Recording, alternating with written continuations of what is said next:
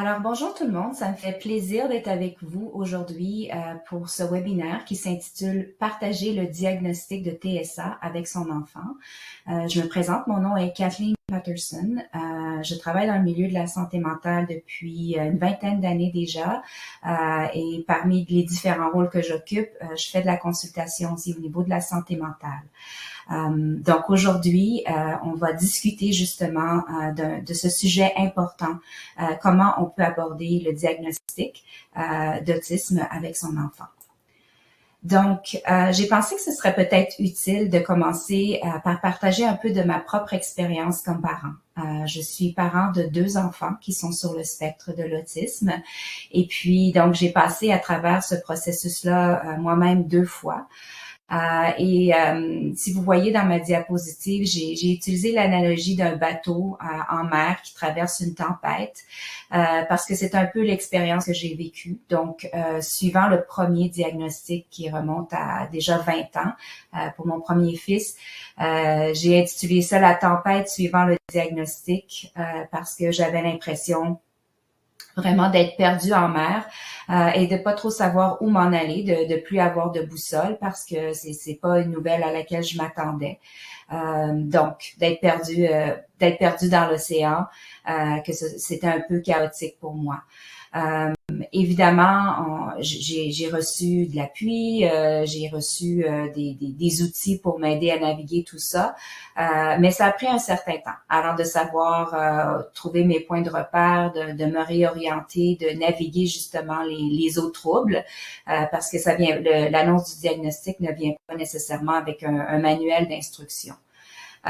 Petit à petit, je dirais, j'ai appris à regarder un peu quels étaient les points de repère, quels étaient les éléments qui pouvaient me donner de l'espoir, pardon. Donc, j'ai appelé ça un phare au loin. Donc, commencer à voir la lueur, commencer à voir la lumière sur comment mieux soutenir mon enfant, comment mieux soutenir ma famille à travers ceci. Et puis, graduellement aussi trouver des points d'ancrage, des éléments qui fonctionnaient pour nous, qui pouvaient nous aider.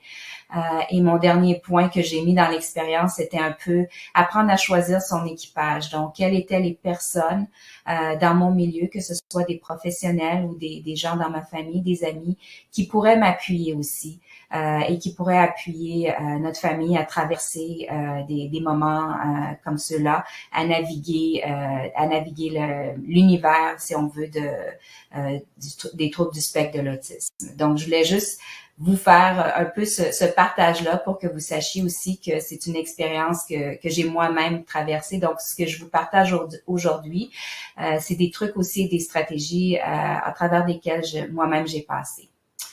Donc, un des premiers points que je voulais aborder, c'est quel est l'impact de recevoir un diagnostic de TSA pour son enfant? Parce qu'il y a certainement un impact. C'est pas une nouvelle qu'on reçoit à la légère. Donc, quand une famille reçoit un tel diagnostic, souvent, il va y avoir une période de deuil qui va suivre, qui va être vécue. C'est tout à fait normal parce que plusieurs parents vont comparer ça vraiment à une douleur qui est similaire à celle de vivre un deuil face à la perte d'un enfant. Puis en fait, ce que les parents, ce à quoi ils sont confrontés, c'est un deuil, c'est c'est une perte réelle de l'enfant qu'ils avaient non seulement imaginé, mais aussi du futur qu'ils avaient imaginé avec leur enfant, des rêves, des projets qu'ils se faisaient pour leur enfant et pour leur famille. Donc, quand on reçoit l'annonce du diagnostic, il faut disons, ajuster. Et souvent, c'est remplacé par un sentiment, un certain vide et certainement de l'incertitude par rapport à ce que l'avenir nous réserve parce que on n'est pas, quand on reçoit une nouvelle comme ça, on ne sait pas exactement à quoi s'attendre puis quelles vont être aussi les implications pour notre enfant. Qu'est-ce que ça veut dire pour son avenir, pour son futur? Donc, ce sont toutes des questions qui restent sans réponse pendant un certain temps et c'est ça qui rend la chose difficile de vivre avec cette incertitude-là et d'essayer de se projeter dans l'avenir sans trop savoir qu'est-ce que l'avenir nous réserve. Donc ça, c'est certainement une étape qui arrive suite à l'annonce du diagnostic. Donc, en fait, comme on a parlé du deuil, il y a 6 étapes du deuil dans tout processus de deuil et ça fait aussi partie du processus d'acceptation qui doit être traversé par les parents qui reçoivent un diagnostic de TSA pour leur enfant. Donc, j'ai parlé d'incertitude, mais souvent aussi, c'est la peur. Donc, la peur de l'inconnu. On n'est pas trop certain à quoi ça va ressembler, comment on va pouvoir gérer ça, quels vont être les défis exactement. On a une idée des défis dans l'immédiat parce qu'on connaît la situation de notre enfant, mais parfois c'est difficile de se projeter dans 3 ou 4 ans plus tard à savoir à quoi ça va ressembler, comment le diagnostic va évoluer pour notre enfant, quels vont être ses défis. Donc souvent, c'est l'étape un peu justement peur, incertitude. Ensuite, bien souvent un sentiment de colère, de frustration. Les parents peuvent se demander ben, pourquoi ça m'arrive à moi, pourquoi ça arrive à mon enfant ou à notre famille, c'est injuste. Et je pense que c'est une réaction normale quand on reçoit une mauvaise nouvelle ou une nouvelle difficile, surtout quand on parle de diagnostic ou c'est la même chose quand les gens reçoivent un diagnostic pour une maladie. Donc souvent, un sentiment de colère et frustration de penser pourquoi ça m'arrive à moi. Le déni. Le déni, c'est une autre étape importante à mentionner. Certainement, moi, j'ai traversé cette étape-là parce que ça prenait la forme de, ben, peut-être qu'ils se sont trompés, peut-être qu'il faut faire une autre évaluation pour voir si c'est vraiment ça. Est-ce que c'est vraiment possible? Peut-être que c'est pas si pire que ce qu'on me dit. Donc, essayer un peu de minimiser ou nier qu'il s'agit vraiment d'un diagnostic de TSA, par exemple. Ensuite, pour beaucoup de parents vient la question de négociation ou de culpabilité.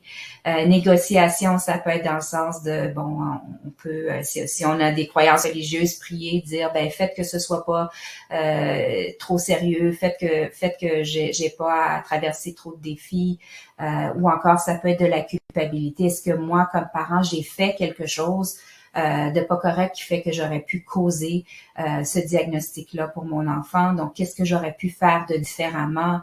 Donc, ça peut prendre un certain temps aussi, toute cette étape-là de négociation et de culpabilité. Et puis, graduellement, quand ces phases-là sont traversées, vient l'acceptation. Donc, on finit par accepter que effectivement c'est ça le diagnostic et qu'il va falloir composer avec. Donc, ça nous amène à essayer de trouver des solutions ou des façons de vivre ou de fonctionner avec cette réalité-là. Donc, c'est l'étape de la résolution. Ceci étant dit, c'est pas un cheminement linéaire qu'on passe d'une étape à l'autre sans jamais revenir en arrière. Des fois, il y a des retours en arrière. Hein. On peut penser qu'on a accepté la situation, qu'on est rendu assez loin dans notre cheminement, et puis tout d'un coup, il peut arriver une situation, un événement qui nous ramène en arrière, où on est ramené à vivre de la peur, de la colère, du déni. Donc, c'est pas hors du commun de cheminer et d'avancer puis de reculer un peu dans ce processus-là. En fait, c'est quelque chose de normal dont il faut tenir compte. Donc, il y a différentes façons certainement de vivre l'annonce du diagnostic de TSA pour les parents. Et même, il y a de la recherche qui démontre, pas juste pour le diagnostic de TSA, mais pour n'importe quel deuil, qu'en fait, il semble avoir une différence entre, ben, certainement en fonction de la personnalité des gens, mais aussi en fonction du sexe. Donc, chaque personne va vivre un deuil de façon différente. Donc, chaque parent va vivre l'annonce du diagnostic à sa propre façon. On sait par exemple que les hommes peuvent avoir tendance à ressentir le besoin d'agir, de trouver des solutions immédiatement pour être dans l'action et avancer avec ça, alors que les femmes peuvent avoir besoin d'un peu plus de temps pour digérer l'information, pour processer, pour vivre leurs émotions, penser à comment elles vont gérer ceci. Mais malgré ça, ça ne veut pas dire que si on est un homme, on va tout de suite tomber dans l'action, ou si on est une femme, on va avoir besoin de plus de temps. Ça dépend aussi de la personnalité et du style de chaque personne de gérer un deuil. Donc, il faut simplement tenir compte de ça et savoir qu'il n'y a pas de mauvaise ou de bonne façon de vivre l'annonce du diagnostic de son enfant. C'est juste notre style à nous qui peut amener des variantes. Mais c'est important de reconnaître que c'est une expérience qui va générer du stress et de l'incertitude, peu importe notre style de vivre le deuil pour tous les parents. Donc, même si on est dans l'action, même si par exemple on a un conjoint qui est dans l'action et nous on est plus dans les émotions, ça ne veut pas dire que pour notre conjoint il n'y a pas des éléments de stress non plus et d'incertitude. C'est juste que ça peut être géré différemment d'une personne à l'autre. Donc, ceci m'amène justement à regarder le continuum des émotions qu'on peut vivre comme parent. Il y a un enfant sur le spectre. C'est parfaitement normal de vivre toute une gamme d'émotions. Ça peut être très varié. Ça peut fluctuer en fonction des jours, des expériences, des défis qui sont rencontrés. Donc, il y a des journées où on peut se sentir positif, on peut avoir l'impression qu'il y a des solutions, ça va avancer, ce sera pas si difficile que ça pour nous et notre enfant. Et puis, tout d'un coup, il arrive une situation et là, on vit un certain découragement, puis ça devient difficile. Donc, c'est vraiment important de faire preuve de patience et de compassion envers soi-même comme parent quand on traverse toutes ces émotions-là. Donc, pour favoriser notre propre bien-être et aussi celui de notre enfant et pour nous aider à mieux gérer la situation et à faire face aux circonstances. Donc, d'accepter qu'il va y avoir des bonnes journées, il va y avoir des journées qui sont plus difficiles et c'est correct. On n'a pas à se sentir mal ou avoir honte de nos émotions. Toute cette gamme d'émotions-là fait partie de l'expérience et c'est normal. Donc, c'est important de se rappeler ceci. Maintenant, je voulais donner un peu ce préambule ou cette introduction-là pour arriver à parler justement de si on décide d'annoncer le diagnostic ou de partager le diagnostic avec son enfant, parce que le parent joue un rôle tellement clé et comment on se sent par rapport au diagnostic joue aussi un rôle clé. Donc, c'est pourquoi je voulais faire cette petite introduction-là. Parce qu'on sait que discuter du diagnostic de TSA avec son enfant, c'est une décision qui est vraiment importante, c'est une décision cruciale. C'est votre décision comme parent, ça vous appartient et c'est à vous de choisir aussi le bon moment d'en parler. Et ça peut varier d'un parent à l'autre, ça peut varier aussi d'un enfant à l'autre. La plupart des parents vont avoir besoin d'un certain soutien ou d'un certain appui en lien avec cette démarche-là. Donc, ça peut prendre différentes formes. Ça peut être aller chercher plus d'informations, parler avec un professionnel ou on va voir tout à l'heure même avoir un professionnel qui nous accompagne lorsqu'on décide de partager le diagnostic. Il y a toutes sortes, disons, de scénarios possibles, mais en général, certainement, avoir un accompagnement, c'est très aidant. Donc, comment savoir si on est prêt comme parent à partager ce diagnostic-là? Il y a différentes choses, différentes questions qu'on peut se poser, différentes considérations à avoir. Donc, une des premières questions, je pense, à se poser, c'est de réfléchir à savoir où on en est dans notre propre cheminement par rapport au diagnostic de notre enfant. Et là, c'est important d'être vraiment honnête envers soi-même. C'est-à-dire, je parlais tout à l'heure des étapes du deuil. Est-ce qu'on est arrivé à l'acceptation ou il y a encore des choses qui sont vraiment difficiles pour nous? C'est correct si on n'est pas encore arrivé à pleinement accepter le diagnostic. Peut-être que ça veut dire qu'il faut attendre un petit peu, mais c'est important vraiment d'être honnête envers soi-même pour savoir si c'est le bon moment de partager avec nos enfants. C'est bien aussi de regarder quelles sont les raisons pour lesquelles on voudrait partager le diagnostic avec notre enfant. Puis on va voir un peu plus loin qu'il y a différentes raisons, puis il y en a certaines qui sont peut-être plus, qui font plus de sens que d'autres pour partager le diagnostic.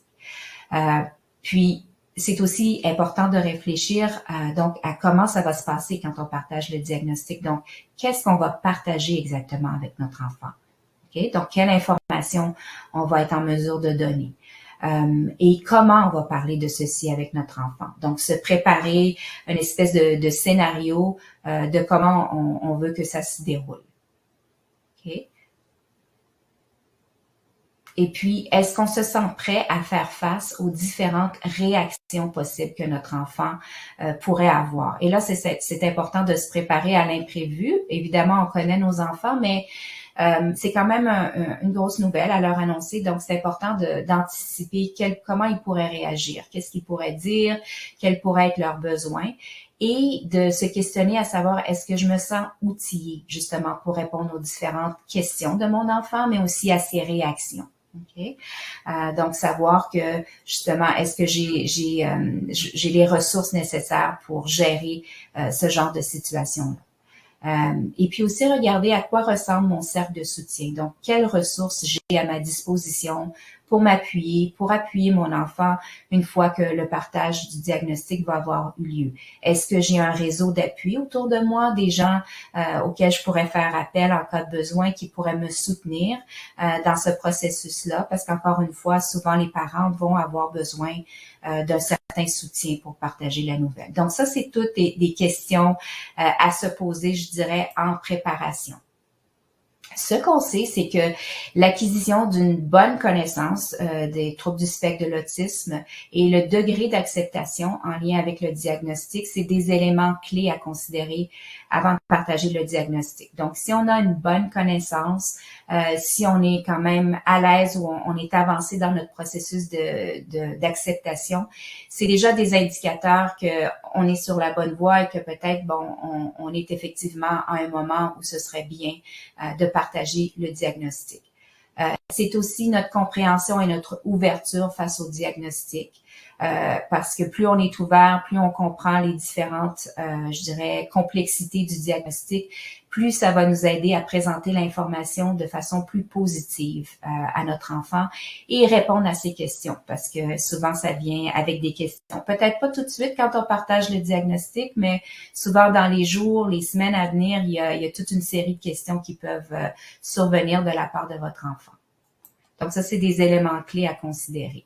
C'est normal aussi de se poser d'autres questions quand on pense à partager le diagnostic avec notre enfant. Donc, une des questions, ce serait pourquoi est-ce que je souhaite parler de ceci avec mon enfant? Est-ce que c'est parce que j'ai l'impression qu'il devrait le savoir, ou je me sens mal de garder ça comme un secret, ou je pense que mon enfant est prêt? Donc, il y a différentes hypothèses possibles. Et aussi, quels sont les avantages de parler de ce diagnostic-là avec mon enfant? Donc, est-ce qu'il y a des avantages? Qu'est-ce que ça amènerait de positif? Et qu'est-ce qui m'inquiète le plus de partager le diagnostic de TSA avec mon enfant? Donc, est-ce qu'il y a des choses que je me dis, ça va être difficile pour lui ou pour elle à gérer, c'est quelque chose qui m'inquiète et je sais pas comment je pourrais composer avec ça. Donc, un élément certainement à se préparer en lien avec ceci. On parle depuis tout à l'heure de comment vous pouvez partager le diagnostic avec votre enfant, mais il y a toujours aussi la possibilité que pour vous y avez bien réfléchi et vous ne pensez pas être la personne idéale pour partager le diagnostic avec votre enfant. C'est possible pour toutes sortes de raisons que vous sentez que peut-être vous n'êtes pas la personne qui serait la mieux placée, vous n'êtes pas en mesure de partager le diagnostic avec votre enfant et que vous aimeriez mieux que peut-être quelqu'un d'autre le fasse. Il y a toutes sortes de raisons pour ça. Ça peut être, vous sentez que vous manquez d'informations, vous avez peur de dire la mauvaise chose, vous avez peur d'être trop émotif. Donc, c'est vraiment important de reconnaître ceci. Et vous n'avez pas à vous sentir mal. Donc, c'est normal, c'est même attendu que certains parents se sentent de cette façon-là. Donc, si je reviens à ma propre expérience, la première fois pour mon premier enfant, quand j'ai eu à partager le diagnostic, en fait, j'ai choisi de le faire accompagné d'un professionnel, une consultante en autisme, parce que j'avais peur d'oublier des détails. J'avais peur de manquer des morceaux qui auraient pu être importants et je voulais vraiment m'assurer que ce soit la meilleure expérience possible pour mon fils, qui se sente soutenu et accompagné. Puis effectivement, je me sentais émotive par rapport à ce partage de nouvelles-là. Donc, cette fois-là, j'ai choisi de le faire en étant accompagnée. Donc, même si vous n'êtes pas la personne qui va partager le diagnostic auprès de votre enfant, vous êtes quand même une présence rassurante auprès de votre enfant puisque vous êtes le parent, vous êtes avec lui le plus souvent. Ce sont pas nécessairement les intervenants qui sont là à tout moment pour le soutenir. Donc, c'est important de laisser savoir à votre enfant que vous êtes là durant la rencontre de partage, que vous êtes là pour le soutenir et que s'il a besoin de vous, après l'annonce du diagnostic, que vous êtes là aussi pour en parler, pour en discuter. Aussi, il y a certains enfants qui vont peut-être accepter plus facilement leur diagnostic si c'est partagé par un professionnel, simplement parce que, bon, ils peuvent sentir que les professionnels ont de l'information peut-être plus spécifique et puis ça ajoute un élément de crédibilité. Donc, à vous aussi de juger. Vous connaissez le mieux vos enfants, votre enfant. Si votre enfant a tendance à être sceptique, à remettre en question des choses que vous dites, ben peut-être qu'à ce moment-là, effectivement, être accompagné d'un professionnel pourrait vous aider davantage dans le partage du diagnostic. Maintenant, comment on choisit la personne qui va partager ou nous aider à partager le diagnostic de TSA avec notre enfant? Évidemment, ça peut pas être quelqu'un qui est choisi au hasard. Il faut que ce soit un professionnel qui a une relation, qui connaît bien votre enfant.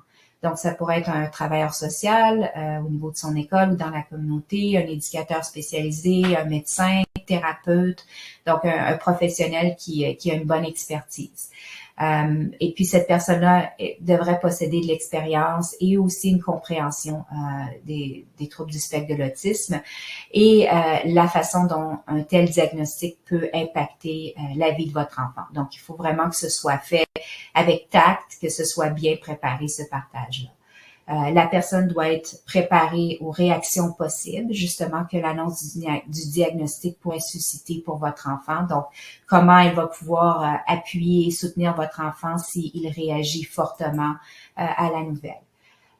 Et c'est important aussi que ce professionnel-là puisse vous offrir une continuité. Donc, tant pour votre enfant que pour vous comme parent, pour vous aider à continuer à naviguer, vous aiguiller. Donc, c'est sûr que oui, il y a la rencontre où on partage le diagnostic, mais il y a toutes les émotions qui viennent avec cette rencontre-là et souvent après, on va repenser à des questions, des choses qu'on aurait aimé savoir et auxquelles on n'a pas pensé. Même chose pour notre enfant qui peut revenir avec des questions ou des réactions qui n'ont pas été processées. Donc, c'est vraiment, vraiment important que ce professionnel-là puisse demeurer à l'écoute et disponible pour faire des suivis par la suite. Et puis, un autre élément à considérer, c'est que vous vous entendez avec le professionnel sur quelle approche serait la meilleure approche pour parler du diagnostic. Donc, est-ce qu'on va utiliser une histoire sociale? Est-ce qu'on va parler de façon sérieuse où il va avoir une touche d'humour? Est-ce qu'on va donner beaucoup d'informations factuelles? Ou encore on va utiliser des livres ou des vidéos pour expliquer? Est-ce qu'on a besoin d'aide visuelle? Donc, tout ça est à considérer pour s'assurer que le partage est bien adapté aux besoins de votre enfant et est fait d'une façon qu'il puisse comprendre et bien recevoir l'information. Donc, maintenant qu'on a discuté de savoir si nous, comme parents, on est prêts à partager le diagnostic ou si on n'est pas prêt, à qui on peut demander de l'aide ou de l'appui, c'est important de se questionner à savoir, est-ce que notre enfant est prêt à entendre parler de son diagnostic? Hein? Donc, il y a nous, mais est-ce que notre enfant est prêt? Et puis, il y a certains indicateurs qui peuvent nous aider à mieux considérer ceci. Donc, d'abord, est-ce que votre enfant vous pose des questions? Vous pose des questions par rapport à lui-même. Donc, il remarque, par exemple, qu'il se sent différent. Remarque qu'il y a des choses qui sont pas tout à fait comme les autres. Ou encore, votre enfant vit des défis qui sont associés à son diagnostic. Donc, ça amène certainement une certaine détresse.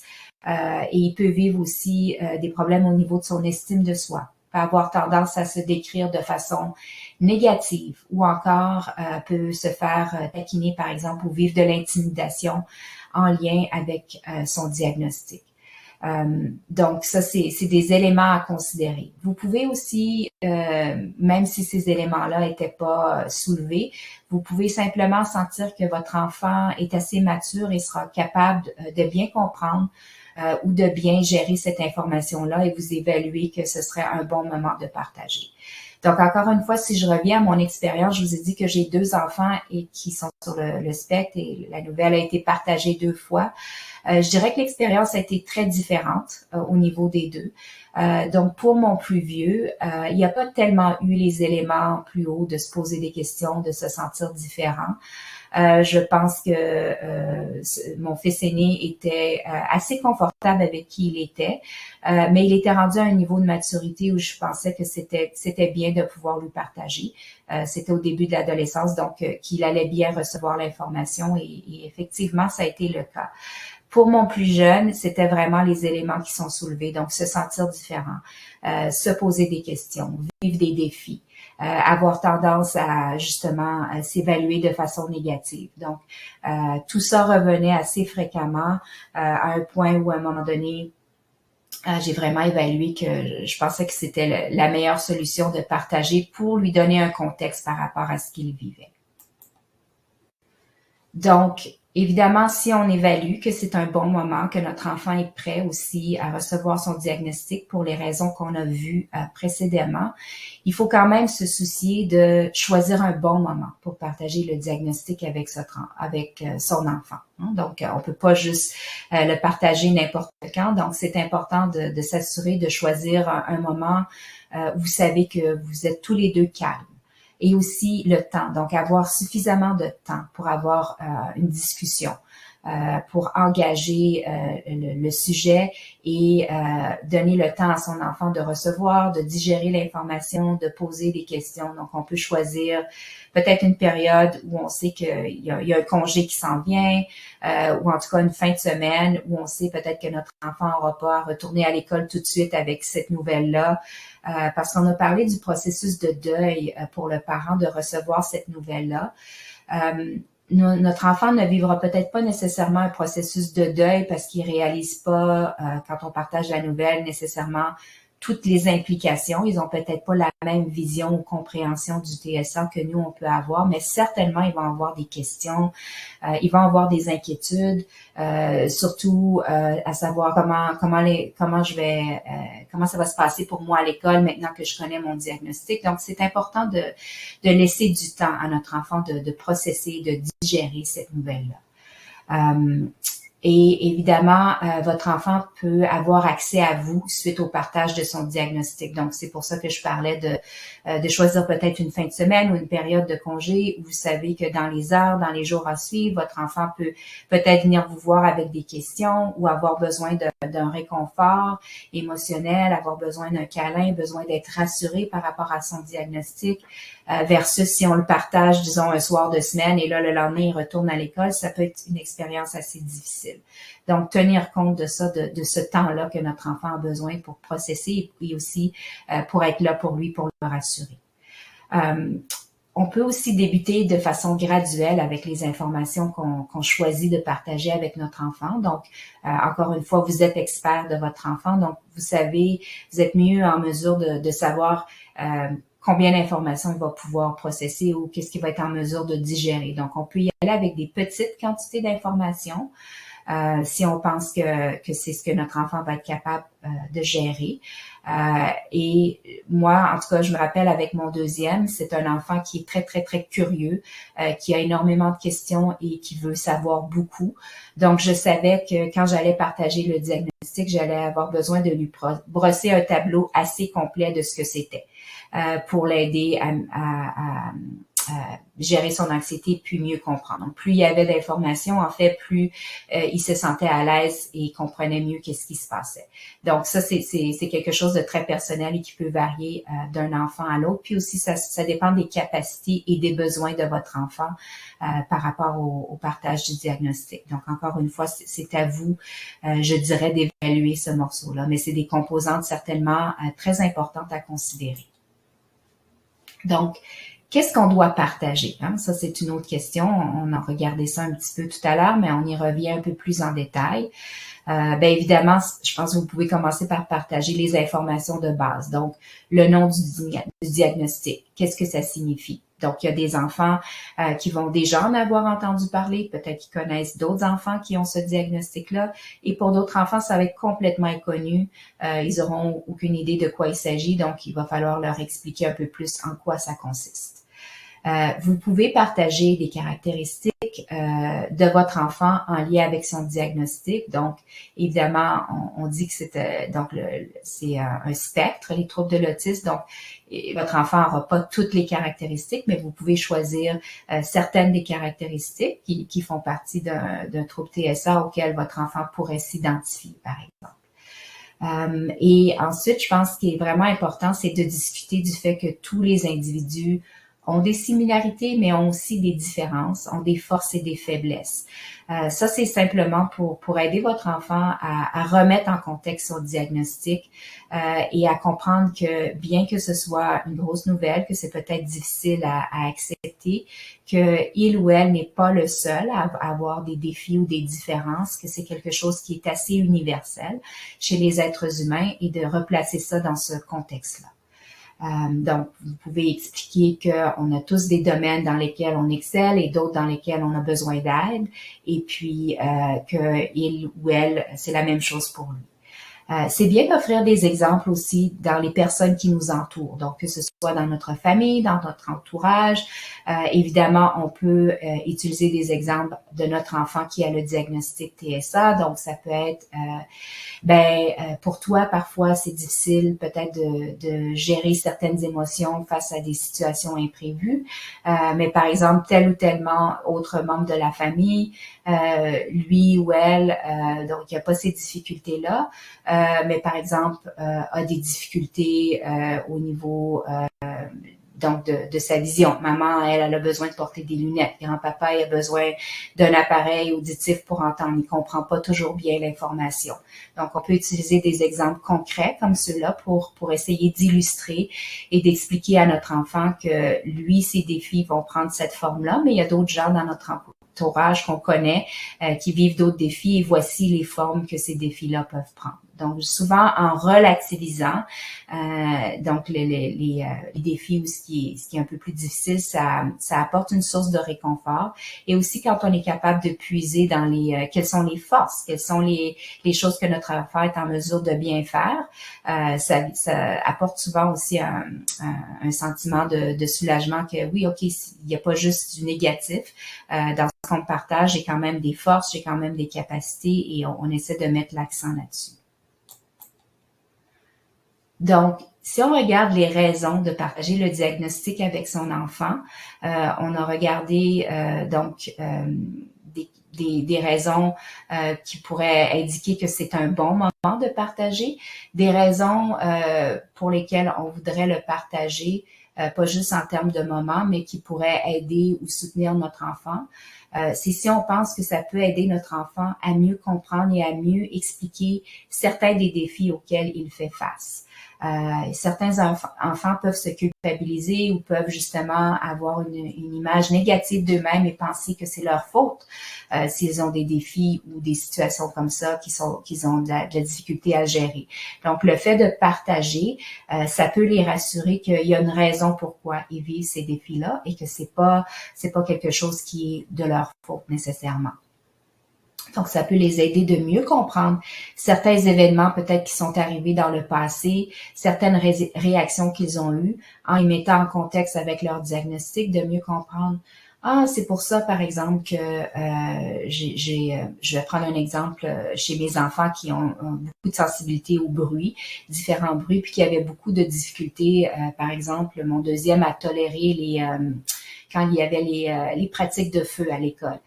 Mais souvent, en revenant après une pratique de feu, il se sentait très triste, puis il avait une mauvaise estime de lui parce qu'il me disait, je comprends pas pourquoi je suis le seul qui réagit comme ça, il y a personne d'autre qui a de problème, il doit avoir quelque chose qui va pas avec moi.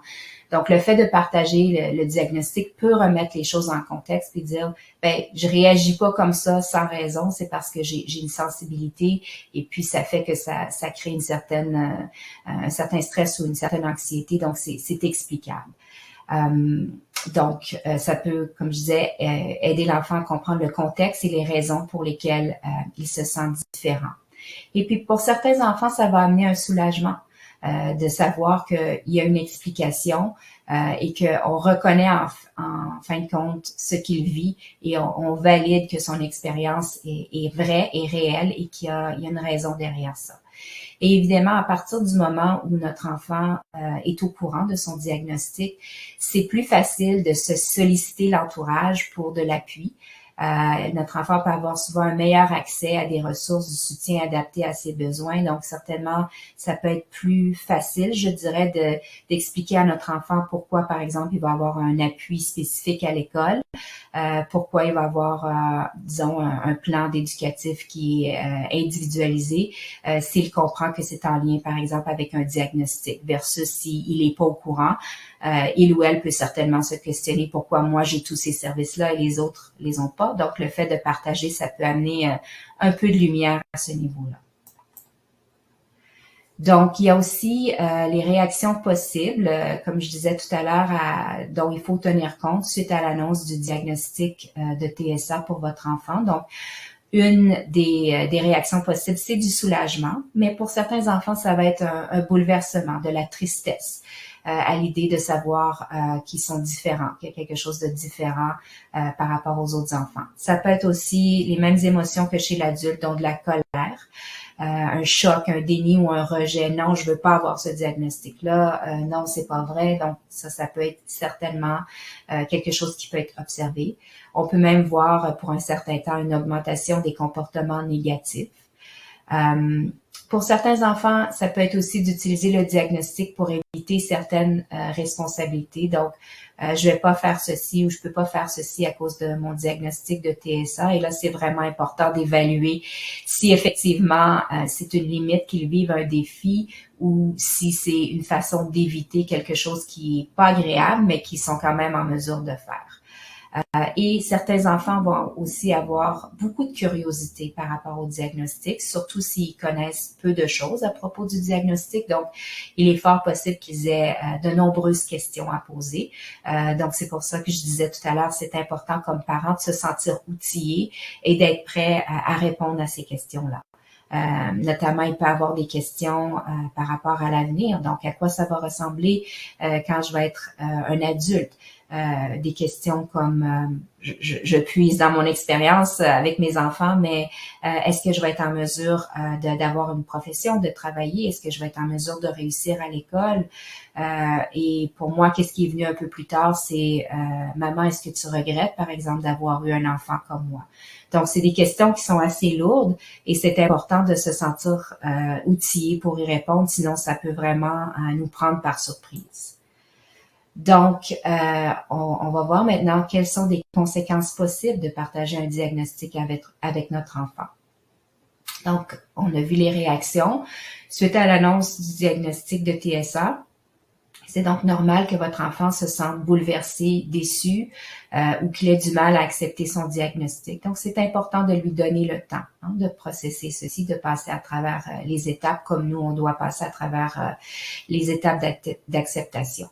Donc, il peut prendre du temps à comprendre ce qui lui arrive et aussi à comprendre qu'est-ce que ça veut dire, ce diagnostic-là dans ma vie, qu'est-ce que ça implique. Comme j'ai dit tout à l'heure, nous, comme adultes, on a peut-être une meilleure compréhension de ce que ça veut dire à long terme. Mais si notre enfant a 9 ans ou 10 ans, c'est beaucoup demandé de s'attendre qu'il comprenne tout d'un coup qu'est-ce que ça veut dire dans le long terme. Donc, ça va prendre un certain temps. Ce qu'on sait par contre, ce que les recherches démontrent, c'est qu'avec le temps, il y a beaucoup d'enfants qui ont reçu un diagnostic de TSA qui sont en mesure d'accepter celui-ci et de comprendre qu'il y a quand même des avantages à être informés de leur diagnostic parce que ils sont mieux en mesure de comprendre quelles sont leurs forces, quels sont leurs défis, quel type d'aide ils peuvent avoir besoin, puis comment aller chercher de l'aide aussi. Donc, ça peut aussi avoir du positif, certainement. Donc, pour maximiser justement la possibilité que votre enfant puisse percevoir son diagnostic de TSA positivement, il y a certainement des choses qu'on peut faire comme parents. Donc, mettre l'emphase sur quelles sont les caractéristiques positives de notre enfant en lien avec son diagnostic. Par exemple, si notre enfant est curieux, si notre enfant est un enfant qui justement a tendance à suivre les règles à la lettre, C'était le cas en tout cas pour mes 2 enfants, mais on peut dire, ben regarde toi, tu es quelqu'un qui accorde beaucoup d'importance à suivre les règles. Tu es quelqu'un qui risque d'éviter justement de te mettre en trouble ou en difficulté dans les circonstances parce que tu es capable de bien suivre les règles. Puis ça, c'est une force. C'est pas tous les enfants qui sont capables de faire ça, par exemple. Ou les enfants qui sont curieux, qui posent beaucoup de questions, qui s'intéressent à des sujets particuliers. Ben on peut dire, toi, à cause de tes intérêts particuliers, tu accumules beaucoup de connaissances, d'expertise dans un domaine que c'est peut-être pas tous les enfants qui ont cette connaissance ou ces expériences-là. Donc, si je reviens à l'exemple de mes fils, tous les deux avaient comme un intérêt très, très particulier pour l'histoire et la politique. Donc, ce qui fait en sorte que ils étaient très à l'avance par rapport à d'autres enfants de leur niveau pour des connaissances dans ce domaine-là. Donc, c'est quelque chose qu'on a essayé de valoriser pour qu'ils sentent qu'il y avait peut-être des défis, par exemple, dans d'autres matières, mais ça, c'était quelque chose qui était une force chez eux. Donc, et évidemment, comme parents, vous êtes à même de mieux identifier quelles sont les forces de vos enfants et comment les souligner, les mettre en valeur et les inclure aussi quand vous discutez, par exemple, avec l'école dans un plan d'intervention pour votre enfant, comment mettre en valeur, comment maximiser ces forces-là et pas juste mettre l'accent sur quels sont les défis. Ça, je pense que c'est quelque chose d'extrêmement important. Évidemment, c'est quand même important de reconnaître les défis vécus par votre enfant. On veut pas les minimiser parce que ce serait comme un peu lui dire, non, t'as pas raison de t'inquiéter ou de soucier de ça. C'est important de reconnaître, de valider qu'est-ce qu'ils vivent pour qu'ils sentent qu'on est à l'écoute, on les comprend. Mais quand même, essayer de ramener la conversation vers soit leur force ou soit leur capacité à faire face aux défis. Donc, je pense que ça, c'est important. On peut dire à notre enfant, oui, c'est vrai, tu as des défis à gérer telle ou telle situation, mais par contre, je sais que tu as la capacité, je sais que tu as des aptitudes pour apprendre des nouvelles stratégies qui vont t'aider à gérer ces situations-là difficiles. Et de véhiculer le message que justement votre enfant est capable de pratiquer et d'apprendre les nouvelles habiletés pour l'aider à gérer les stress et les défis, c'est extrêmement important parce que en même temps, le message qu'on est en train de donner à notre enfant, c'est qu'on a confiance en sa capacité de réussir et de faire face aux défis de la vie. Pas juste des défis de surdiagnostic, mais les défis de la vie. Et ça, c'est valable pour tous les enfants. Donc, pas seulement les enfants qui ont un diagnostic de TSA, mais pour tous les enfants, de pouvoir véhiculer qu'on a pleinement confiance en leur capacité, c'est extrêmement puissant et ça les encourage beaucoup dans leur parcours et leur cheminement personnel. Donc, d'autres suggestions qui peuvent être utiles. Évidemment, comme parents, on a parlé au début de la présentation de prendre soin de soi parce que on a besoin de toutes nos ressources, de notre énergie pour pouvoir guider et aider nos enfants. Donc, c'est important de prendre soin de soi pour être un modèle de résilience positive pour notre enfant. Et de pouvoir donner justement l'appui quand c'est nécessaire. Et si on est capable de faire ça, donc prendre soin de nous, être un modèle de résilience, on est en même temps en train d'apprendre à notre enfant que quand on a besoin d'aide, c'est correct d'aller chercher d'aide, c'est correct d'aller le demander. Et aussi, on est en train de modeler des bonnes habitudes de vie, des habitudes saines qui peuvent les aider eux aussi dans leur quotidien. Une autre chose qui peut être aidante, ça dépend certainement des enfants, mais avec un diagnostic, mais je sais que pour plusieurs enfants, ça peut être aidant, c'est d'exposer vos enfants à des modèles positifs de personnes qui ont un diagnostic de TSA et qui ont réussi, qui ont persévéré dans la vie et qui ont, disons, une profession ou ont accompli quelque chose qui peut être intéressant. Souvent, bon, il y a des exemples classiques, par exemple, on dit Einstein, Edison, et c'est pas mal d'utiliser ces exemples-là, ça peut être positif, je les ai utilisés moi-même, mais si on peut aussi trouver des gens peut-être un peu plus actuels qui existent présentement, ça peut être certainement encourageant pour nos enfants de voir ces modèles-là. Et justement, j'aurais bien aimé trouver la citation en français, je n'ai pas pu et je n'ai pas osé la traduire, mais j'ai utilisé une citation de Temple Grandin, qui est une dame qui a un diagnostic d'autisme, mais qui a fait beaucoup de recherches et de travaux en lien avec les animaux, mais qui a aussi donné beaucoup de présentations au niveau de l'autisme à différentes communautés. Et c'était justement une personne à laquelle j'avais assisté à une de ces présentations avec mon fils aîné, une fois qu'il a reçu son diagnostic. Et je pense que je me rappellerai toujours de cette expérience-là comme étant une des plus positives pour moi et mon fils, parce que à la fin, on avait eu l'occasion d'aller lui parler, et puis elle avait parlé directement à mon garçon et lui avait dit l'important, c'est que tu saches qu'est-ce que tu veux dans la vie, et que tu mettes en place les choses que tu as besoin pour réaliser tes objectifs. Puis, tu n'as pas besoin de t'inquiéter de ton diagnostic. Tout le monde est différent. Mais si tu travailles fort, si tu es motivé, tu vas pouvoir t'en sortir. C'est sûr que si la même phrase était venue de moi, ça n'aurait pas eu le même impact.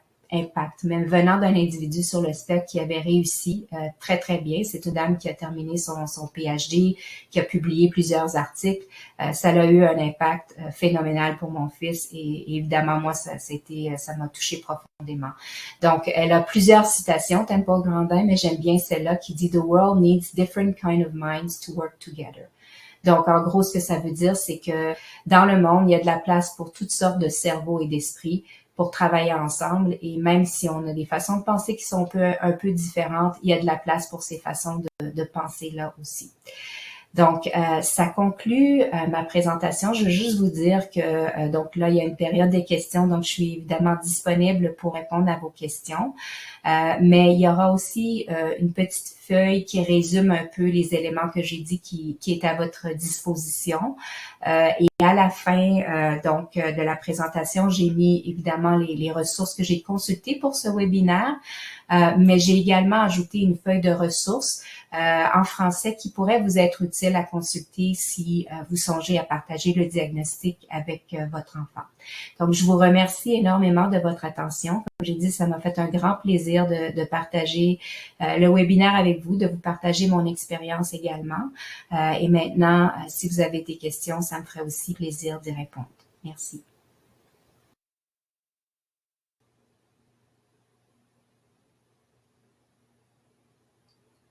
Alors, bonjour, je suis de retour en personne.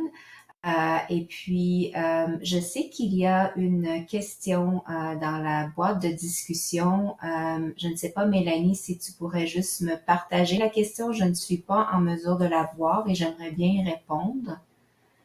En fait, il y a quelques questions. Je peux commencer par une des questions qu'on avait reçues au préalable, qui était donc comment répondre si mon enfant me demande comment je me sens par rapport à son diagnostic, parce que c'est une question qui est possible. Quand on fait l'annonce à notre enfant, on pense toujours à comment lui ou elle va réagir. Mais des fois aussi, ils sont curieux de savoir comment nous, on s'est sentis comme parents quand on a eu la nouvelle. Et puis, je pense que ce qui est important, je l'ai mentionné, c'est important de bien se préparer, mais aussi d'être le plus honnête possible. Je vous ai parlé de toutes les étapes du deuil, des réactions. Je pense que c'est correct de dire à notre enfant, au début, ça m'inquiétait ou ça me faisait peur parce que j'avais pas toute l'information sur qu'est-ce que c'est, je savais pas à quoi m'attendre. On peut même utiliser notre propre exemple pour dire, donc c'est normal si toi tu te sens comme ça aujourd'hui, maintenant que je te parle de cette nouvelle-là, parce que quand quelque chose est nouveau, ça nous prend un peu de temps pour nous adapter. Donc je dirais, essayer de rester le plus proche possible de la réalité et de comment on se sent, c'est toujours aidant. Maintenant, je vois la question. OK. Donc, la question est, ma fille me dit pourquoi est-ce que je suis différente? Elle sait qu'elle est un peu différente, mais elle ne sait pas pourquoi. Donc, il y a deux façons de répondre à ça, évidemment. La première est de savoir si vous avez l'intention ou pas de partager le diagnostic, comme dans la présentation, j'ai expliqué différentes façons d'évaluer. Donc, si vous sentez que ce serait un bon moment, que vous vous sentez outillé, donc c'est peut-être l'occasion d'ouvrir la discussion sur son diagnostic. Si toutefois vous vous sentez pas tout à fait prête à partager le diagnostic, je pense que c'est quand même bien d'utiliser des éléments que j'ai partagés sur le fait que tout le monde a des différences, tout le monde a des forces et faiblesses. Peut-être aller investiguer avec votre fille à savoir peux-tu m'expliquer un petit peu plus comment tu te sens différente des autres pour essayer de voir quelle sorte de différence elle observe. Donc, est-ce qu'elle observe vraiment des comportements qui sont vraiment associés à son diagnostic ou c'est quelque chose de plus large, comme par exemple, des fois, je trouve que je pense un peu différemment des autres ou des fois, j'ai l'impression que les autres me comprennent pas. Ça, c'est peut-être quelque chose de plus large auquel beaucoup d'enfants peuvent s'identifier. Mais si votre fille vous dit, par exemple, j'ai de la misère à gérer mes émotions ou à réguler mes émotions dans différentes situations, ou des fois, il y a des choses qui me stressent, que je remarque que ça stresse pas les autres, comme j'ai donné l'exemple de mon fils avec les alarmes de feu. Ça, c'est peut-être des indicateurs justement que votre enfant, votre fille serait prête à avoir des discussions un petit peu plus poussées au niveau de son diagnostic. C'est possible aussi des fois comme d'utiliser dans les ressources que j'ai partagées des livres qui racontent des histoires de personnes qui ont eu un diagnostic. Ça peut être comme une amorce, sans tout de suite partager le diagnostic avec son enfant. On peut, par exemple, moi je me rappelle, j'avais utilisé un livre qui racontait l'histoire de vie de Temple Grandin, justement avec mon deuxième. Pour essayer d'amorcer des discussions avec lui sans partager tout de suite le diagnostic parce qu'il commençait à avoir justement le discours de je me sens différent, j'ai l'impression que je suis pas comme les autres. Donc, on avait regardé le livre ensemble, puis je me souviens qu'après, il m'avait dit, c'est drôle, on dirait que j'ai l'impression que j'ai des points en commun avec cette personne-là. Puis ça l'a en fait enclenché le processus de partage du diagnostic parce que on a pu avoir d'autres discussions à savoir qu'est-ce que tu trouves que tu as en commun avec cette personne-là. Et puis qu'est-ce que tu trouves qui est différent de cette personne-là. Et puis je pense que ça a duré comme sur une période de peut-être 2 semaines où on a eu différentes discussions. Puis à un moment donné, là, j'ai évalué, OK, là, ça serait le bon moment de partager le diagnostic comme tel, parce que je sentais que j'avais aussi réussi à le préparer au fait que il existe toutes sortes de personnes, puis il y a des personnes différentes avec justement un diagnostic qui s'appelle les troubles du spectre de l'autisme. Donc, j'espère que ça répond un peu à la question à ce niveau-là. Donc, une autre question que les gens peuvent se poser aussi, donc c'est comment je peux réagir si mon enfant, effectivement, il réagit fortement ou il réagit négativement quand je partage son diagnostic. Donc, une chose que je vous dirais, ce serait important de pas vous culpabiliser parce que vous pouvez pas nécessairement anticiper quelle va être la réaction de votre enfant. Puis aussi partir de l'idée que toutes les réactions sont normales.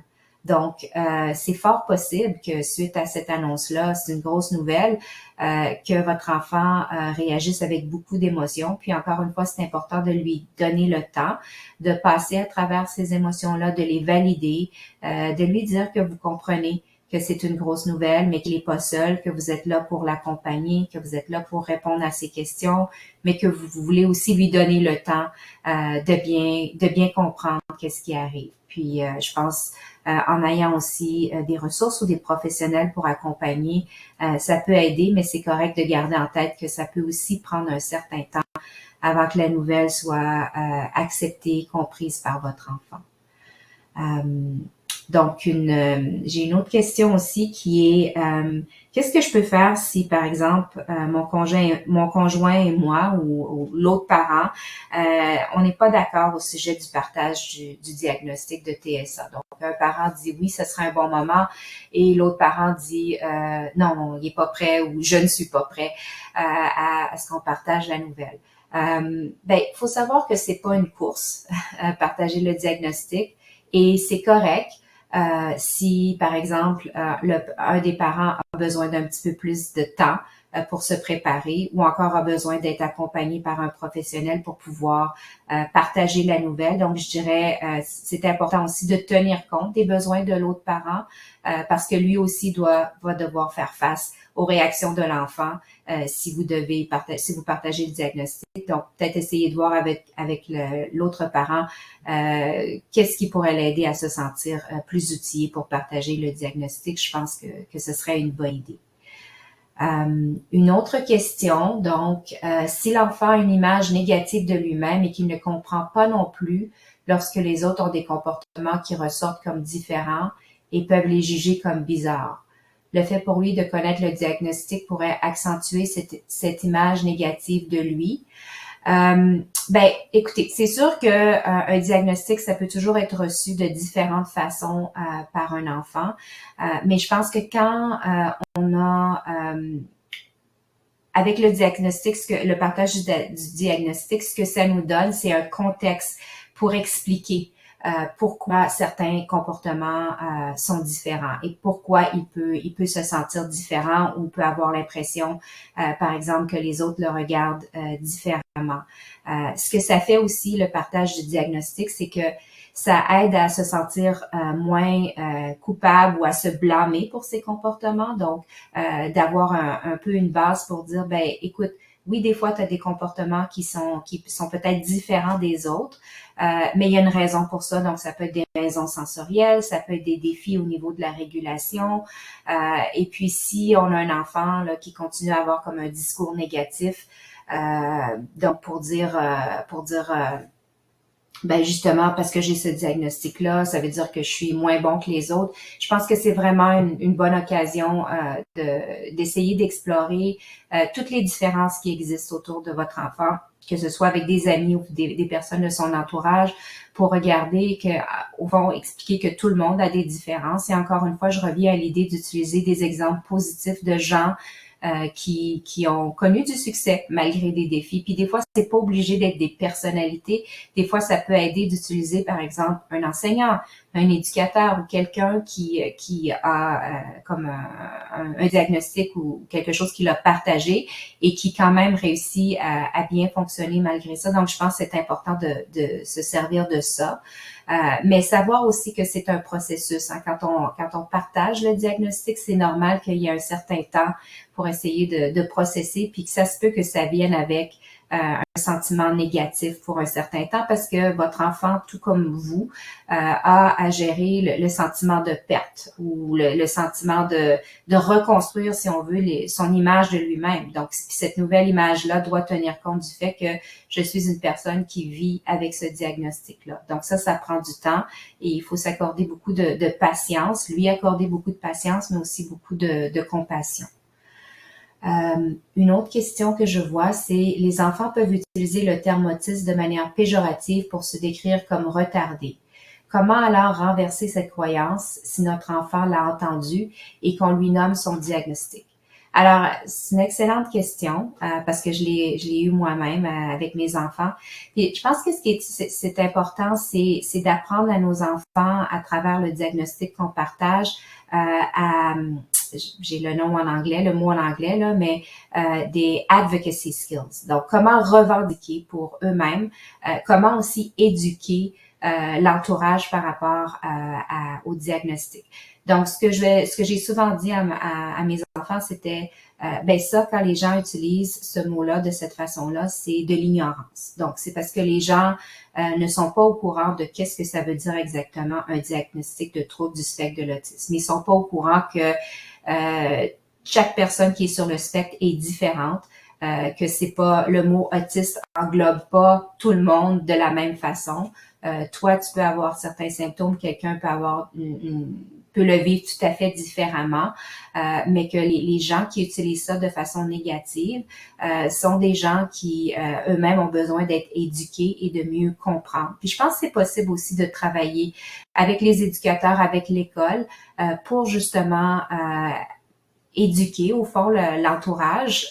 Certainement, c'est quelque chose que je relèverais. Moi, si mon enfant ou les fois où mon enfant a été ciblé de façon négative, j'ai toujours fait les suivis avec l'école pour dire, ben voici qu'est-ce qui a été dit, voici l'impact que ça a eu sur mon enfant. J'aimerais qu'il y ait un retour qui soit fait, j'aimerais qu'il y ait des discussions qui touchent à l'ouverture, à l'inclusion, puis définitivement, à l'heure actuelle, dans les écoles, le discours est à une plus grande inclusion, une plus grande équité pour tous, incluant les élèves qui ont des besoins spéciaux. Donc, je pense qu'il y a une ouverture particulière à avoir ces discussions-là. Donc, si vous sentez que vous avez besoin d'appui au niveau de votre école, je pense qu'il ne faut pas hésiter aussi à être ouvert par rapport à ça avec l'enseignant, éducateur, à leur fournir des ressources aux besoins. Et ce que ça fait, ça, en tout cas moi, ce que ça fait pour mes enfants, c'est le sentiment que je suis appuyée par ma famille. Ma famille n'a pas honte de qui je suis. Et puis, en fait, ma famille est là pour m'accompagner dans mon cheminement. Et encore une fois, ça, c'est très, très puissant comme message. Ça apporte beaucoup de confiance pour l'enfant. Je sais que moi, mon enfant, un de mes enfants est maintenant rendu à l'étape de dire, ben maman, je pense que j'aimerais dévoiler mon diagnostic parce que moi, j'ai pas honte de mon diagnostic et j'aimerais ça que les autres comprennent mieux qui je suis. Donc, d'enseigner ces habiletés-là de revendiquer, ça peut être extrêmement utile. Plus tôt on le fait pour pouvoir avancer dans leur parcours scolaire et professionnel par la suite. Donc, c'est ce que je pourrais dire là-dessus. Et si je regarde, je pense que ça fait le tour des questions que j'ai eues. Donc, je vous remercie énormément pour vos questions qui étaient toutes extrêmement intéressantes. Et encore une fois, pour votre participation au webinaire aujourd'hui. Ça m'a fait grand plaisir de partager cette heure avec vous. Donc, merci beaucoup.